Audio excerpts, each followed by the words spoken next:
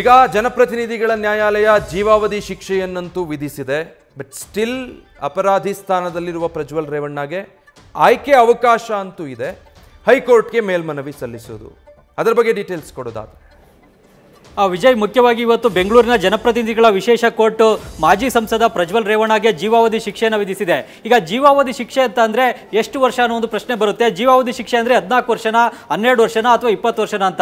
ಆದರೆ ಈ ಪ್ರಕರಣದಲ್ಲಿ ಕೋರ್ಟ್ ಜೀವಾವಧಿ ಶಿಕ್ಷೆ ಅಂತ ಅಂದರೆ ಜೀವನ ಪರ್ಯಂತ ಜೈಲು ವಾಸದ ಶಿಕ್ಷೆಯನ್ನು ವಿಧಿಸಿದೆ. ಹಾಗಾಗಿ ಪ್ರಜ್ವಲ್ ರೇವಣ್ಣ ಈ ಜೈಲು ಶಿಕ್ಷೆಯನ್ನು ಜೀವಾವಧಿ ಅಂತಂದರೆ ಜೀವನ ಪರ್ಯಂತವೂ ಕೂಡ ಅನುಭವಿಸಬೇಕಾಗುತ್ತೆ. ಈಗ ಪ್ರಜ್ವಲ್ ರೇವಣ್ಣ ಮುಂದಿರ್ತಕ್ಕಂಥ ಕಾನೂನು ಹೋರಾಟದ ಆಯ್ಕೆಗಳೇನು ಅಂತ ನೋಡೋದಾದ್ರೆ ಹೈಕೋರ್ಟ್ ಮತ್ತು ಸುಪ್ರೀಂ ಕೋರ್ಟ್ಗೆ ಮೇಲ್ಮನವಿಯನ್ನು ಸಲ್ಲಿಸಬಹುದು. ಇವತ್ತು ಜನಪ್ರತಿನಿಧಿಗಳ ವಿಶೇಷ ಕೋರ್ಟ್ ಕೊಟ್ಟಿರತಕ್ಕಂಥ ಈ ತೀರ್ಪನ್ನು ಪ್ರಶ್ನಿಸಿ ಹೈಕೋರ್ಟ್ಗೆ ಮೇಲ್ಮನವಿಯನ್ನು ಸಲ್ಲಿಸಬಹುದು. ಹೈಕೋರ್ಟ್ ಪ್ರಜ್ವಲ್ ರೇವಣ್ಣ ಸಲ್ಲಿಸಿದಂತಹ ಮೇಲ್ಮನವಿಯನ್ನು ವಿಚಾರಣೆ ನಡೆಸಿ ಪೂರ್ಣಗೊಳಿಸೋವರೆಗೂ ಕೂಡ ಕೆಳ ನ್ಯಾಯಾಲಯ ಅಂದರೆ ಜನಪ್ರತಿನಿಧಿಗಳ ವಿಶೇಷ ಕೋರ್ಟ್ನ ತೀರ್ಪಿಗೆ ತಡೆಯಾಜ್ಞೆಯನ್ನು ಕೊಡುತ್ತೆ ಮತ್ತು ಶಿಕ್ಷೆಯನ್ನು ಕೂಡ ಅಮಾನತ್ನಲ್ಲಿ ಇಡಬಹುದು. ಅಲ್ಲಿವರೆಗೂ ಕೂಡ ಪ್ರಜ್ವಲ್ ರೇವಣ್ಣಗೆ ರಿಲೀಫ್ ಸಿಗುತ್ತೆ. ಆದರೆ ಇನ್ನು ಉಳಿದಿರುವಂತಹ 3 ರೇಪ್ ಕೇಸ್ಗಳು, ಒಂದು ಲೈಂಗಿಕ ದೌರ್ಜನ್ಯದ ಕೇಸ್ ಕೂಡ ಪ್ರಜ್ವಲ್ ರೇವಣ್ಣ ವಿರುದ್ಧ ದಾಖಲಾಗಿರೋದ್ರಿಂದಾಗಿ ಆ ಕೇಸ್ಗಳಲ್ಲಿ ಜೈಲು ಶಿಕ್ಷೆಯನ್ನು, ಜೈಲು ವಾಸವನ್ನು ಪ್ರಜ್ವಲ್ ರೇವಣ್ಣ ಅನುಭವಿಸಬೇಕಾಗುತ್ತೆ. ಹಾಗಾಗಿ ಅವರಿಗೆ ತಕ್ಷಣಕ್ಕೆ ಜೈಲಿನಿಂದ ಬಿಡುಗಡೆ ಆಗಲಿಕ್ಕೆ ಸಾಧ್ಯವಾಗೋದಿಲ್ಲ. ಈಗ ಮುಖ್ಯವಾಗಿ ಮನೆ ಕೆಲಸದ ಆಯ್ಕೆ ಮೇಲೆ ನಡೆಸಿದಂಥ ಅತ್ಯಾಚಾರದ ಕೇಸ್ನಲ್ಲಿ ಪ್ರಜ್ವಲ್ ರೇವಣ್ಣ ಅವ್ರನ್ನ ಬಂಧಿಸಿರಲಿಲ್ಲ, ಬಾಡಿ ವಾರೆಂಟ್ ಮೇಲೆ ಪಡ್ಕೊಂಡಿದ್ರು. ಹಾಗಾಗಿ ಇವತ್ತಿನಿಂದನೇ ಈ ಒಂದು ಕೇಸ್ನ ಶಿಕ್ಷೆ ಆರಂಭ ಆಗುತ್ತೆ. ಹೀಗಾಗಿ ಈಗ ಜೀವನ ಪರ್ಯಂತ ಈ ಒಂದು ಕೇಸ್ನಲ್ಲಿ ಶಿಕ್ಷೆಯನ್ನು ಪ್ರಜ್ವಲ್ ರೇವಣ್ಣ ಅನುಭವಿಸಬೇಕಾಗುತ್ತೆ. ಜೊತೆಗೆ ಈ ಕೇಸ್ನಲ್ಲಿ ಹೈಕೋರ್ಟ್ನಿಂದ ರಿಲೀಫನ್ನು ಪಡ್ಕೊಂಡ್ರೆ, ಅಂದರೆ ಜನಪ್ರತಿನಿಧಿಗಳ ವಿಶೇಷ ಕೋರ್ಟ್ನ ತೀರ್ಪಿಗೆ ಹೈಕೋರ್ಟ್ ತಡೆಯಾಜ್ಞೆಯನ್ನು ಕೊಟ್ಟು ಶಿಕ್ಷೆಯನ್ನು ಅಮಾನತ್ಲಿಟ್ಟರೆ, ಇನ್ನುಳಿದಂಥ 3 ಕೇಸ್ಗಳಲ್ಲಿ ನ್ಯಾಯಾಂಗ ಬಂಧನದಲ್ಲಿ ಇರೋದ್ರಿಂದಾಗಿ ಆ ಕೇಸ್ನಲ್ಲಿ ಜೈಲು ವಾಸವನ್ನು ಪ್ರಜ್ವಲ್ ರೇವಣ್ಣ ಮುಂದುವರಿಸಬೇಕಾಗುತ್ತೆ. ಮುಖ್ಯವಾಗಿ ಹೈಕೋರ್ಟ್ನಲ್ಲೂ ಕೂಡ ಈಗ ಕೆಳ ನ್ಯಾಯಾಲಯ ವಿಧಿಸಿರ್ತಕ್ಕಂತಹ ಶಿಕ್ಷೆ ಸರಿನಾ ತಪ್ಪಾ, ಅದಕ್ಕೆ ಸಾಕ್ಷ್ಯಾಧಾರಗಳಿದೆಯಾ ಹೇಗೆ ಅನ್ನೋದ್ರ ಬಗ್ಗೆ ಮೇಲ್ಮನವಿಯಲ್ಲಿ ವಾದ ಮತ್ತು ಪ್ರತಿವಾದ ಹೈಕೋರ್ಟ್ನಲ್ಲಿ ನಡೆಯುತ್ತೆ. ಹೈಕೋರ್ಟ್ ಯಾವ ರೀತಿಯಾಗಿ ತೀರ್ಪು ನೀಡುತ್ತೆ ಅನ್ನೋದನ್ನ ಕಾದು ನೋಡಬೇಕಾಗುತ್ತೆ.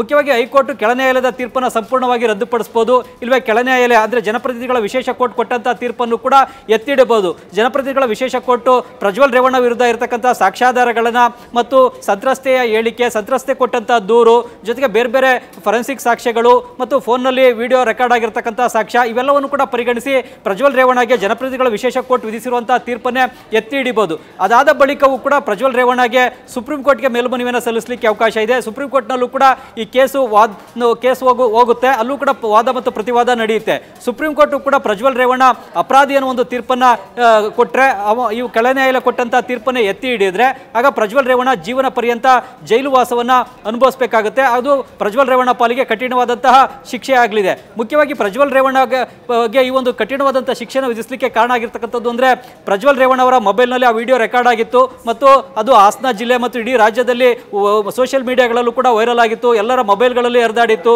ಜೊತೆಗೆ ಪ್ರಜ್ವಲ್ ರೇವಣ್ಣ ಓರ್ವ ಲೋಕಸಭಾ ಸದಸ್ಯನಾಗಿದ್ದುಕೊಂಡೇ ಅತ್ಯಾಚಾರದಂಥ ಹೀನ ಕೃತ್ಯವನ್ನು ನಡೆಸಿದ್ದ.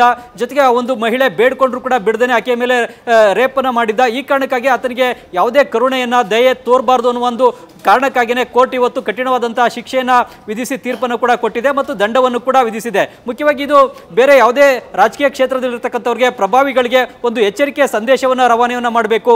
ಯಾವುದೇ ಒಂದು ಹೀನ ಕೃತ್ಯಗಳಲ್ಲಿ ಜನಪ್ರತಿನಿಧಿಗಳಾಗ್ಬೋದು ಅಥವಾ ಪ್ರಭಾವಿಗಳಾಗಲಿ ಭಾಗಿಯಾದರೆ ನ್ಯಾಯಾಂಗದಿಂದ ಒಂದು ಕಾನೂನಿನ ಕೈಗಳಿಂದ ತಪ್ಪಿಸ್ಕೊಳ್ಳಿಕ್ಕೆ ಸಾಧ್ಯ ಇಲ್ಲ. ಕಾನೂನು ನಿಮಗಿಂತೂ ಕೂಡ ಬಲಿಷ್ಠವಾಗಿದೆ, ಪ್ರಬಲವಾಗಿದೆ ಅನ್ನೋ ಒಂದು ಸಂದೇಶವನ್ನು ರವಾನೆ ಮಾಡುವಂಥ ನಿಟ್ಟಿನಲ್ಲಿ ಇವತ್ತು ಬೆಂಗಳೂರಿನ ಜನಪ್ರತಿನಿಧಿಗಳ ವಿಶೇಷ ಕೋರ್ಟ್ ಈ ಒಂದು ಮಹತ್ವದ ತೀರ್ಪನ್ನು ನೀಡಿದೆ ಮತ್ತು ಪ್ರಜ್ವಲ್ ರೇವಣ್ಣಗೆ ಜೀವಾವಧಿ ಶಿಕ್ಷೆಯನ್ನು ವಿಧಿಸಿದೆ. ಹೀಗಾಗಿ ಪ್ರಜ್ವಲ್ ರೇವಣ್ಣ ಮುಂದೆ ಕಾನೂನಿನ ಹೋರಾಟವನ್ನು ಹೈಕೋರ್ಟ್ ಮತ್ತು ಸುಪ್ರೀಂ ಕೋರ್ಟ್ನಲ್ಲಿ ನಡೆಸ್ತಾರೆ. ಹೈಕೋರ್ಟ್ ಮತ್ತು ಸುಪ್ರೀಂ ಕೋರ್ಟ್ ಕೂಡ ಈ ಜನಪ್ರತಿನಿಧಿಗಳ ವಿಶೇಷ ಕೋರ್ಟ್ ಕೊಟ್ಟಂತಹ ತೀರ್ಪನ್ನೇ ಎತ್ತಿ ಹಿಡಿದ್ರೆ ಆಗ ಪ್ರಜ್ವಲ್ ರೇವಣ್ಣ ಜೀವನ ಪರ್ಯಂತ ಜೈಲು ವಾಸವನ್ನೇ ಮುಂದುವರಿಸಬೇಕಾಗುತ್ತೆ. ವಿಜಯ್, ಚಂದ್ರಮೋಹನ್, ಈಗ ಹೈಕೋರ್ಟ್ಗೆ ಮನವಿ ಹೋಗೋದಾದ್ರೆ ಈಗ ತಾನು ದೋಷಿ ಅಲ್ಲ ಅಂತ ಹೇಳಿ ಹೋಗೋದಕ್ಕೆ ಅವಕಾಶ ಇದೆಯಾ, ಅಥವಾ ಕೇವಲ ಈ ಶಿಕ್ಷೆಯ ಪ್ರಮಾಣಕ್ಕೆ ಸೀಮಿತವಾಗಿ ಮಾತ್ರ ಇದನ್ನ ಮರುಪರಿಶೀಲಿಸಬೇಕು ಅಂತ ಹೇಳಿ ಅಪೀಲ್ ಹೋಗಬಹುದಾ ಚಂದ್ರಮೋಹನ್? ವಿಜಯ್, ಈಗ ಶಿಕ್ಷೆಯ ಪ್ರಮಾಣವನ್ನು ಮರುಪರಿಶೀಲಿಸಿ ಅಂತ ಮೇಲ್ಮನವಿ ಹೋಗೋದಿಲ್ಲ. ಬದಲಿಗೆ ತಮಗೆ ತಾನು ಅಪರಾಧಿ ಅಂತ ಕೊಟ್ಟಿರ್ತಕ್ಕಂಥ ತೀರ್ಪು ಮತ್ತು ತಮಗೆ ವಿಧಿಸಿರ್ತಕ್ಕಂತಹ ಜೀವನ ಪರ್ಯಂತ ಜೈಲು ಶಿಕ್ಷೆಯ ತೀರ್ಪನ್ನು ರದ್ದುಪಡಿಸಬೇಕು ಅಂತಲೇ ಕೋರಿ ಪ್ರಜ್ವಲ್ ರೇವಣ್ಣ ಹೈಕೋರ್ಟ್ಗೆ ಮೇಲ್ಮನವಿಯನ್ನು ಸಲ್ಲಿಸ್ತಾರೆ. ಹೀಗಾಗಿ ಈಗ ಕೆಳ ನ್ಯಾಯಾಲಯ ಈಗ ಪ್ರಜ್ವಲ್ ರೇವಣ್ಣ ಈ ರೇಪ್ ಕೇಸ್ನಲ್ಲಿ ಅಪರಾಧಿ ಅಂತ ಕೊಟ್ಟಿರ್ತಕ್ಕಂಥ ತೀರ್ಪನ್ನು ಮತ್ತು ಜೀವಾವಧಿ ಶಿಕ್ಷೆಯನ್ನು ರದ್ದುಪಡಿಸಬೇಕಾ ಬೇಡವಾ ಅನ್ನೋದ್ರ ಬಗ್ಗೆ ಹೈಕೋರ್ಟ್ನಲ್ಲಿ ವಾದ ಪ್ರತಿವಾದ ನಡೆಯುತ್ತೆ. ಅಲ್ಲೂ ಕೂಡ ಮುಖ್ಯವಾಗಿ ಕೆಳ ನ್ಯಾಯಾಲಯ ಯಾವ್ಯಾವ ಅಂಶಗಳನ್ನು ಸಾಕ್ಷ್ಯಗಳನ್ನು ಪರಿಗಣಿಸಿ ಈ ತೀರ್ಪನ್ನು ಕೊಟ್ಟಿದೆ ಅನ್ನೋದ್ರ ಬಗ್ಗೆನೇ ವಾದ ಪ್ರತಿವಾದ ನಡೆಯುತ್ತೆ. ಈಗ ಕೆಳ ನ್ಯಾಯಾಲಯ ಕೊಟ್ಟಂತಹ ತೀರ್ಪನ್ನ ಹೈಕೋರ್ಟ್ ಕೂಡ ಎತ್ತಿ ಹಿಡಿಬೇಕಾ ಬೇಡವಾ ಅಥವಾ ಅದನ್ನು ರದ್ದುಪಡಿಸಬೇಕಾ ಅನ್ನೋದ್ರ ಬಗ್ಗೆ ವಿಚಾರಣೆ ನಡೆಯುತ್ತೆ. ಸಾಮಾನ್ಯವಾಗಿ ನಮ್ಮ ದೇಶದಲ್ಲಿ ನ್ಯಾಯಾಂಗದಲ್ಲಿ ಕೆಳ ನ್ಯಾಯಾಲಯ ಕೊಟ್ಟಂತಹ ತೀರ್ಪುಗಳ ಬಗ್ಗೆ ಮೇಲ್ಮನವಿಯನ್ನು ಹೈಕೋರ್ಟ್ನಲ್ಲಿ ಸಲ್ಲಿಸಿದಂತಹ ಸಂದರ್ಭದಲ್ಲಿ ಹೈಕೋರ್ಟ್ನಲ್ಲಿ ವಾದ ಪ್ರತಿವಾದ ನಡೆದು ತೀರ್ಪು ಬರೋವರೆಗೂ ಕೆಳ ನ್ಯಾಯಾಲಯದ ತೀರ್ಪಿಗೆ ತಡೆಯಾಜ್ಞೆಯನ್ನು ಕೊಟ್ಟು ಅದನ್ನು ಶಿಕ್ಷೆಯನ್ನು ಅಮಾನತ್ನಲ್ಲಿ ಇಟ್ಟು ಹೈಕೋರ್ಟ್ನಲ್ಲಿ ವಿಚಾರಣೆಯನ್ನು ನಡೆಸಲಾಗುತ್ತೆ. ಹಾಗಾಗಿ ಅಲ್ಲಿವರೆಗೂ ಮಾತ್ರನೇ ಈ ಕೇಸ್ಗೆ ಸಂಬಂಧಪಟ್ಟಂತೆ ರಿಲೀಫ್ ಸಿಗುತ್ತೆ. ಆ ಒಂದು ಕೆಳ ನ್ಯಾಯಾಲಯದ ತೀರ್ಪಿಗೆ ತಡೆಯಾಜ್ಞೆ ಕೊಡ್ತಾ ಇದ್ದಂತೆ ಪ್ರಜ್ವಲ್ ರೇವಣ್ಣನ ಜೈಲಿನಿಂದ ಬಿಡುಗಡೆ ಮಾಡ್ಲಿಕ್ಕೆ ಆಗೋದಿಲ್ಲ. ಯಾಕಂತಂದ್ರೆ ಪ್ರಜ್ವಲ್ ರೇವಣ್ಣ ವಿರುದ್ಧ ಇನ್ನೂ 2 ರೇಪ್ ಕೇಸ್ಗಳಿವೆ, ಒಂದು ಲೈಂಗಿಕ ದೌರ್ಜನ್ಯದ ಕೇಸ್ ಕೂಡ ಇದೆ. ಆ ಕೇಸ್ಗಳಲ್ಲಿ ನ್ಯಾಯಾಂಗ ಬಂಧನವನ್ನ ಪ್ರಜ್ವಲ್ ರೇವಣ್ಣಗೆ ವಿಧಿಸಲಾಗಿದೆ. ಹಾಗಾಗಿ ಪ್ರಜ್ವಲ್ ರೇವಣ್ಣ ಜೈಲಿನಲ್ಲೇ ಇರಬೇಕಾಗುತ್ತೆ. ಜೈಲಿನಿಂದ ಬಿಡುಗಡೆ ಆಗಲಿಕ್ಕೆ ಅಥವಾ ಜೈಲಿನಿಂದ ಹೊರಗಡೆ ಬರಲಿಕ್ಕೆ ಪ್ರಜ್ವಲ್ ರೇವಣ್ಣಗೆ ಸಾಧ್ಯವಾಗೋದಿಲ್ಲ. ಹೈಕೋರ್ಟ್ ಇವತ್ತು ಕೊಟ್ಟಿರ್ತಕ್ಕಂಥ ತೀರ್ಪಿಗೆ ತಡೆಯಾಜ್ಞೆ ಕೊಟ್ಟು ಶಿಕ್ಷೆಯನ್ನು ಅಮಾನತ್ನಲ್ಲಿ ಇಡ್ತಿದ್ದಂತೆ ಪ್ರಜ್ವಲ್ ರೇವಣ್ಣ ಜೈಲಿನಿಂದ ಹೊರಗಡೆ ಬರಲಿಕ್ಕೆ ಆಗೋದಿಲ್ಲ. ಆದರೆ ಅದು ಹೈಕೋರ್ಟ್ನಲ್ಲಿ ಸಲ್ಲಿಸಿದಂತಹ ಮೇಲ್ಮನವಿಯ ಬಗ್ಗೆ ತೀರ್ಪು ಬರೋವರೆಗೂ ಈ ಕೇಸ್ಗೆ ಸಂಬಂಧಪಟ್ಟಂತೆ ಒಂದು ರಿಲೀಫ್ ಅನ್ನು ಮಾತ್ರನೇ ಪಡ್ಕೊಳ್ಬಹುದು. ಅದಾದ ಬಳಿಕ ಅಲ್ಲೇನಾದ್ರೂ ಕೂಡ ಪ್ರಜ್ವಲ್ ರೇವಣ್ಣ ಪರ ಹೈಕೋರ್ಟ್ನಲ್ಲಿ ತೀರ್ಪು ಬಂತು ಅಂತಾದ್ರೆ ಆಗ ಪ್ರಾಸಿಕ್ಯೂಷನ್ ಪರ ವಕೀಲರು ಸುಪ್ರೀಂ ಕೋರ್ಟ್ಗೆ ಮೇಲ್ಮನವಿಯನ್ನು ಸಲ್ಲಿಸ್ತಾರೆ. ಸುಪ್ರೀಂ ಕೋರ್ಟ್ ಕೂಡ ಈ ಹೈಕೋರ್ಟ್ ಕೊಟ್ಟಿರ್ತಕ್ಕಂಥ ತೀರ್ಪು ಸರಿಯೋ ತಪ್ಪೋ ಅನ್ನೋದ್ರ ಬಗ್ಗೆ ವಾದ ಪ್ರತಿವಾದವನ್ನು ಆಲಿಸಿ ತಮ್ಮ ಅಂತಿಮವಾದಂತಹ ತೀರ್ಪನ್ನು ಕೊಡ್ತಾರೆ. ಸುಪ್ರೀಂ ಕೋರ್ಟ್ ಕೊಡುವಂತಹ ತೀರ್ಪೇ ಅಂತಿಮ ತೀರ್ಪಾಗುತ್ತೆ. ಹಾಗಾಗಿ ಸುಪ್ರೀಂ ಕೋರ್ಟ್ನ ವಿರುದ್ಧ ಬೇರೆ ಯಾವುದೇ ಕೋರ್ಟ್ಗೂ ಕೂಡ ನಮ್ಮ ದೇಶದಲ್ಲಿ ಮೇಲ್ಮನವಿಯನ್ನು ಸಲ್ಲಿಸಲಿಕ್ಕೆ ಅವಕಾಶ ಇಲ್ಲ. ಸುಪ್ರೀಂ ಕೋರ್ಟ್ನ ತೀರ್ಪೇ ಅಂತಿಮ. ಹಾಗಾಗಿ ಸುಪ್ರೀಂ ಕೋರ್ಟ್ ವರೆಗೂ ಕೂಡ ಈ ಪ್ರಕರಣ ಹೋಗುತ್ತೆ.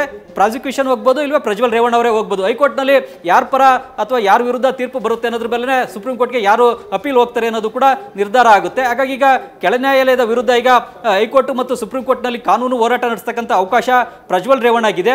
ಆದರೆ ಇನ್ನೂ 2 ರೇಪ್ ಕೇಸ್ಗಳು, ಒಂದು ಲೈಂಗಿಕ ದೌರ್ಜನ್ಯದ ಕೇಸ್ ಕೂಡ ಇರೋದ್ರಿಂದಾಗಿ ಆ ಕೇಸ್ಗಳಲ್ಲಿ ಈಗ ನ್ಯಾಯಾಂಗ ಬಂಧನವನ್ನ ಪ್ರಜ್ವಲ್ ರೇವಣ್ಣಗೆ ವಿಧಿಸಲಾಗಿದೆ. ಆ ಕಾರಣಕ್ಕಾಗಿಯೇ ಪ್ರಜ್ವಲ್ ರೇವಣ್ಣ ಜೈಲಿನಲ್ಲೇ ಇರಬೇಕಾಗುತ್ತೆ. Vijay, okay, thank you Chandramma.